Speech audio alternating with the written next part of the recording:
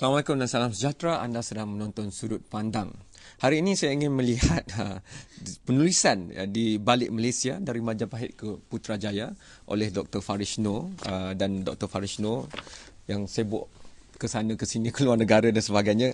Ada masa untuk datang ke Sudut Pandang dan saya berterima kasih. Selamat datang Dr. Farish Noor. Beliau adalah penulis. Dia sebenarnya siri koleksi artikel-artikel yang ditulis oleh Dr. Farish dibukukan dan ini terjemahan bahasa Malaysianya dilancarkan pada pertengahan tahun ini. Sebelum ini dilancarkan dalam versi bahasa Inggerisnya. Jadi saya ingin hanya memetik beberapa perkara daripada sini kerana kita ada masa yang singkat. Tapi bagi saya Majapahit itu melambangkan zaman dahulu dalam perkesetaraan ataupun ekosistem pemikiran orang Melayu misalnya, dan bagaimana kita bergerak ke zaman kini. Dan bagi saya dalam beberapa bab yang tulis antaranya Hang Tuah dan begitu juga tentang Munshi Abdullah, sebenarnya globalisasi yang menghantui kita sekarang ini sebenarnya telah pun berlaku pada zaman dahulu dan mungkin pada kadar yang lebih menakutkan.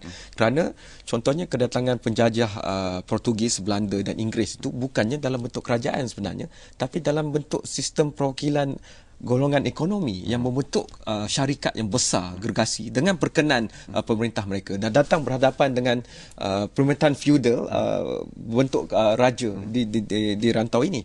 Jadi bagaimana harus kita melihat kembali sejarah kita untuk membawa makna dan maksud dalam kita menuju ke depan, kerana saya rasa ada relevannya. Kita tidak perlu berfikir semula dalam menghadapi globalisasi, tetapi memetik daripada keupayaan intelektual dahulu yang telah pun memikirkan perkara ini sebenarnya. Ya, saya pun rasa bahawa satu masalah yang kita hadapi waktu ini, kerana apabila berdepan dengan gejala globalisasi di rantau Asia, saya rasa dewasa ini kita lupa bahawa khazanah intelektual dari zaman dulu itu sebenarnya mempunyai keupayaan untuk memperkuatkan, mempertahankan identitas kita dalam konteks satu sistem global di mana identitas ini berubah seringkali dan begitu cepat sekali.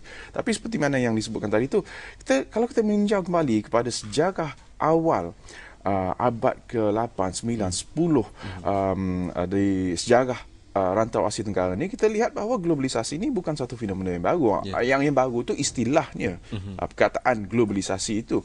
Tapi sejarah rantau Asia Tenggara ni balik kepada zaman Mataram, zaman Malaka, zaman Langkasuka.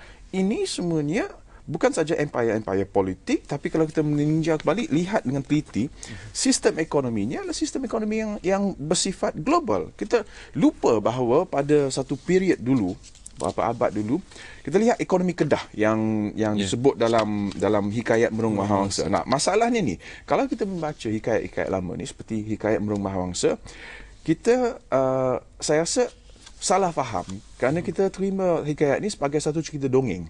Tapi walaupun cerita dongeng, itu kena stylenya memang hikayat ditulis dengan cara itu.